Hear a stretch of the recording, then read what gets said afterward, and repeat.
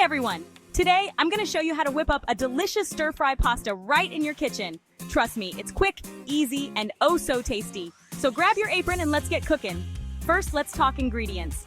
You'll need 200 grams of pasta, any kind you like, 2 tablespoons of vegetable oil, 1 bell pepper sliced, 1 onion thinly sliced, 2 cloves of garlic minced, 1 cup of snap peas, 2 tablespoons of soy sauce, 1 tablespoon of oyster sauce, and a pinch of red pepper flakes for a little kick. Okay, let's get to the fun part. Cooking. First, boil your pasta according to the package instructions. You want it al dente so it holds up in the stir fry. Once it's done, drain it and set it aside.